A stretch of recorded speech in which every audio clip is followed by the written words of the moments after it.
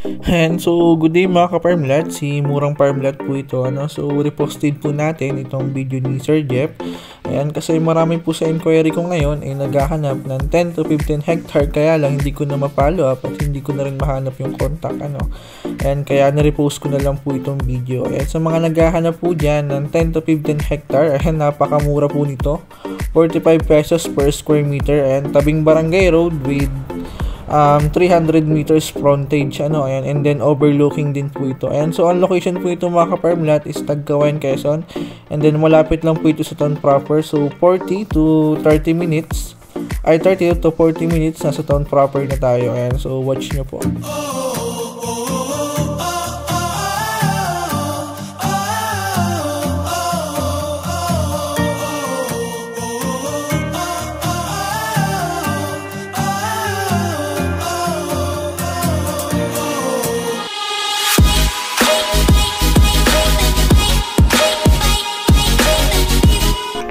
Hello mga ka-Farmlat, ayan, kamusta po kayo? Ayan, sa mga buyer po natin na naghahanap po ng investment farm, bakasyonan, gusto nyong lagyan ng livestock, sa mga mahilig po mag-alaga ng kambing, baka, manok, ayan, pwede po ang property na to. Ayan, ang kagandahan sa property na to mga ka-Farmlat ay meron po siyang malinaw na katabing ilog. Ayan, nakikita nyo naman po na isa po sa maganda sa property yung merong ganyan. Yan po, alam ko sa mga buyer, yan po ang kadalasang hinahanap. And also, syempre, ang buyer, ang gusto niya tabing kalsada, yun, ang kagandahan po, 250 to 300 meters po yung frontage yan sa kalsada na yan. At isa pa sa gusto ng mga buyer ay overlooking. Ayan, pupuntahan po natin yung overlooking part dahil ang property po ay overlooking po ito. At isa rin sa mga kadalasang gusto ng mga buyer ay yung pantayan ng lupa and magkaroon man ng hili, hindi bulusok, banayad lang. Which is meron din ito at ito na po yung nilalakaran natin. At hindi rin po ganun kasukal ang property. Ayan, makikita nyo naman, medyo malinis siya, hindi siya ganun kasukal na sobrang sukal. At ang good thing mga ka-Farmlat, may income po ito, may mga niyog po itong tanim. Hindi lang po namin alam kung ilan yung eksaktong tanim at ilan yung saktong na-harvest. Pero napakaganda po ng ambience lalo dito sa part na ito mga ka-Farmlat dahil presko at overlooking siya. Sa mga gustong maglagay ng manok panabong farm, pwede po dito dahil maganda po yung pagka-structure ng lupa niya. Banayad na hili po siya. And sa mga gusto po ng mag-venture po ng poultry piggery, ang location po ng property ay sa Tagkawayan, Quezon, which is hindi pa po ang Tagkawayan ganun kahigpit sa suning permit. Hindi po kagaya ng Calauag, Quezon. Ang Calauag, Quezon po kasi wala na halos suning na hindi na nagbibigay ang munisipyo dahil puno na, dahil marami na pong farm, Magnolia Corporation, San Miguel Corporation ang nasa bayan po ng Calauag. Kaya sa mga gusto mag-venture ng poultry piggery, pwede po ito. Malamang sa malamang pwede kayong makapasok sa suning itong area na to. Ano po? At isa pa po sa maganda sa property, titulado po ito, OCT title. So ang nagbebenta po nito ay mga tagapagmana na dahil hindi na po nila naabyad na asikaso, kaya binibenta na. So OCT title po, maayos po ang title nito. Ayan, overlooking siya. So isa pa sa kagandahan po sa property ay yung presyo niya. Dahil mga ka-Farmlat, naku, 45 pesos lamang po ito per square meter.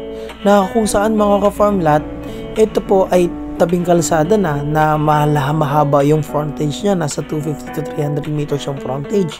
May cellphone signal. May source ng kuryente. Tabing river, may source po ng tubig. Kung magpa-farming ka, kung magla-livestock ka, andyan po ang tubig, malapit lang. Pero kung pang sarili, mag-deep well lang po kayo, maamo ang tubig dito. And bukod dun mga ka-Farmlat, napakamura talaga dahil walang halong hyping.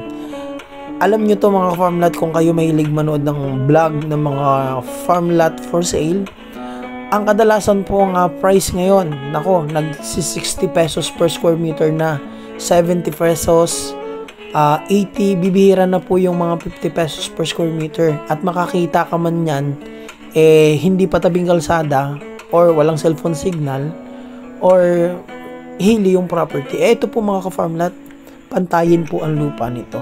Ayan, ako, panalong-panalo po yung buyer sa presyo na to.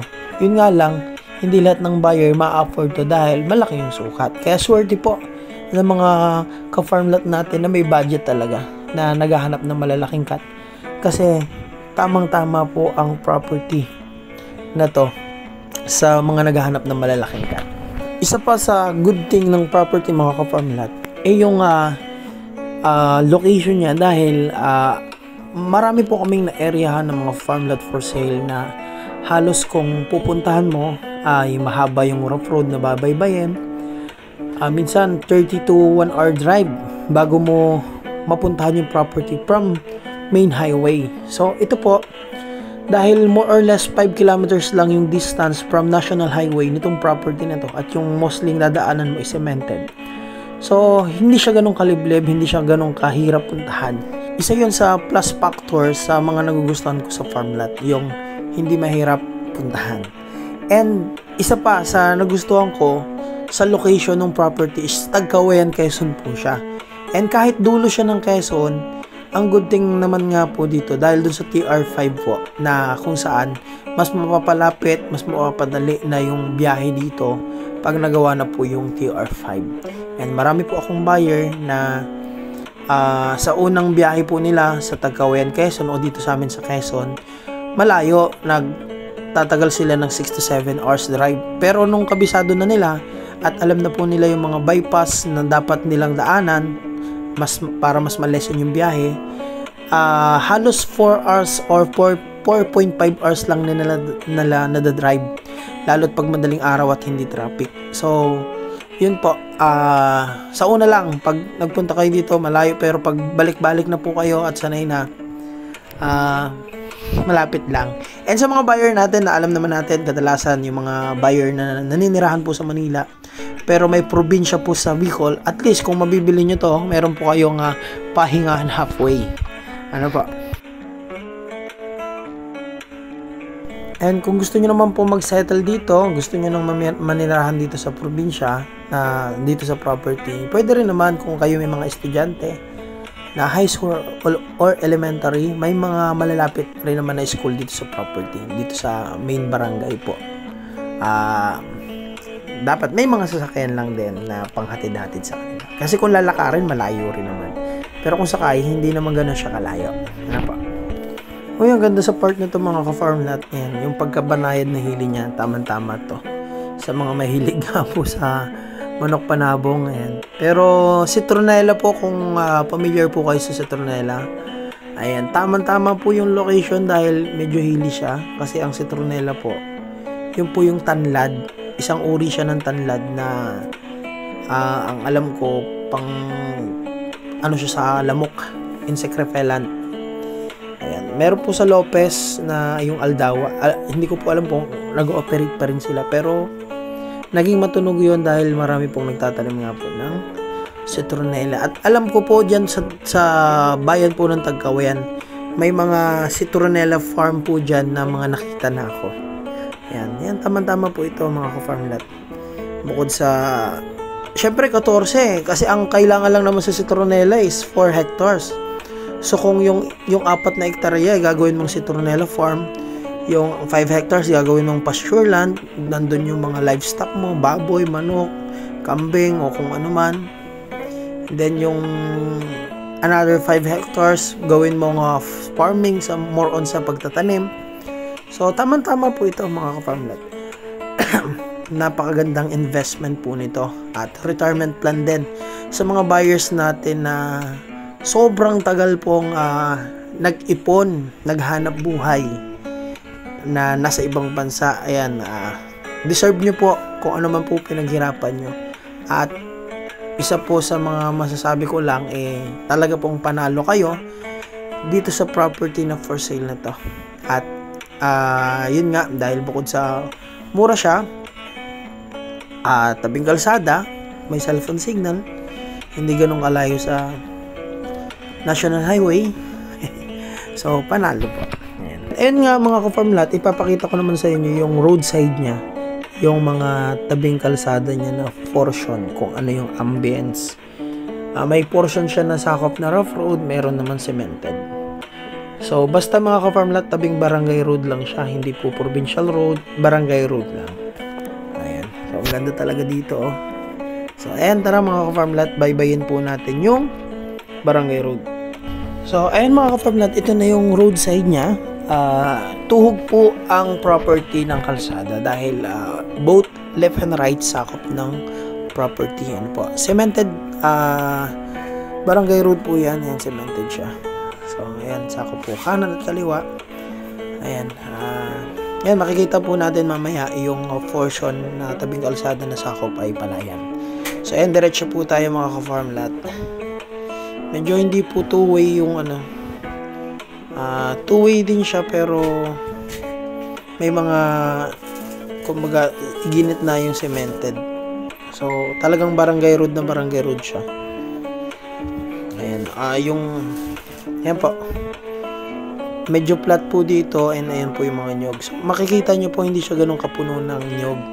May mga area siyang pasture land na pastulan po ng mga hayop. And ayan po yung mga nyug niya, yung iba mabababa pa lang. Ayan po si Bestland kasama na nagvi-video. So ayan, diretso tayo mga ka-farmlat. Ayan, flat din dito sa area na to na mabababa pa yung nyug. Ayan. So diretso lang. So dito po, ayan, rough road siya. Ayan. So ayan na po yung palayan, makikita nyo na yung palayan na sakop. And meron po sa kanan na maliit na portion, tapos nasa kaliwa. Operated po yung palayan, makikita nyo. Ayan, sa left side. Ayan. Operated siya, may tanim siya ngayon. So, yan po yung maganda sa palayan. Operated kaysa yung nakatenga. Yung ibang tanim po pala nito, may mga hardwood po siya. May mga mahugan na rin. Then, may mga tanim pong mangga. And may mga kawayan din po dito. So, ayan, diretso po ulit tayo. Siguro mga nakaka 100 meters na tayo. Ayan, diretso pa tayo. Dahil 250 to 300 meters naman yung frontage ng property. Ayan. Ayan yung palayan, madadaanan natin. Ayan. Ang bababa pa po talaga ng mga nyug dito. Ayan. Yun, marami-rami ang nyug dyan sa baba. Ayan. So, diretso lang. So, mga mahilig mag-uling, pwede. Maraming ulingin ng property. Ano po? So, yan, basta left and right, sakop. Ang daming bunga po nun. Basta left and right, sakop po siya. Ayan, continuous lang tayo. And mamaya, makikita nyo po dyan yung tinigilan na yung paakyat po bago makarating dun sa overlooking.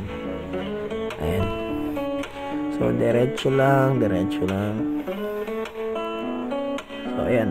So, dyan po yung kanina, no, umakyat tayo doon sa overlooking. Ayan. So, hanggang dito po yung video. Tapos, check naman natin yung mula doon sa river na sakupan ng property na tabing kalsada. Ayan. Ayan. Dito naman po sa portion na to, nasa likod ko po yung river and then binabaybay naman natin yung frontage niya dito, yung sakupan niya. Ayan. Basta left and right, sakop pa rin niya. Ayan. Matigas naman yung daan, kaya lang may mga portion po na lamaw. Yan. Ang lamaw po yung ganyan, yung may tubig. Lamaw. So, ayun mga ka-farmlat, summarize lang, ang property po, inuulit ko, 45 pesos po per square meter. Yan, napakamura. Titulado po o city title. Ikatlo, may cellphone signal po siya. May river. May source ng kuryente. And yung property po, hindi masyadong hili. May hili man, banayad lang. And mostly, 60% flat. Yan. More or less 40% banayad na hili.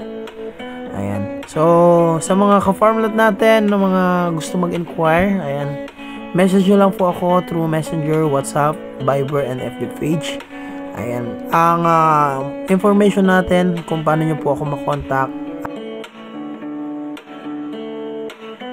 nasa video description po, and at the same time nandun po sa intro natin or nandun po sa outro, yung huling part ng video. So ayan, again mga ka-farm lot, so ayan, panalo po kayo sa presyo dahil 45 pesos per square meter po ito. Pero kung ako tatanungin, yung gantong itsura na kadalasang nakikita ko sa market na pangbenta, siguro dapat mga 60 pesos per square meter to, or yan yung average na ipipresyo nila. Pero yun, dahil nga walang alam pa yung sellers sa circulating price, ngayon 45 pesos is napakamura. So panalo po tayo dito mga ka-farmland. So ayan, sa mga gusto mag-inquire, message nyo na po ako agad para ma-hold natin yung property. At sana mga ka-farmland, tayo makadeal nito. So ayan, again, maraming salamat at dagsang biyaya po sa inyo. At ingatan po nawa kayo ng ating amang liwanag sa langit na siyang may likha. Ang sarap mamuhay sa probinsya. Sariwang hangin at ang sarap sa tenga ng tawa ng mga bata. Ang sarap dito tumanda. Kaya kung wala ka pang probinsya, handang tumulong ang grupo namin para mahanapan po kayo ng retirement plan, investment farm, ganun din ang bakasyonan. Kaya tara na, dito sa Quezon Province, habang mura pa ang mga lupa. Kaya sa mga nais pong mag-inquire, ayan po ang ating FB account, Facebook page, WhatsApp and Viber. Para sa susunod, kayo naman po ang maserbisyoan namin. Maraming salamat po.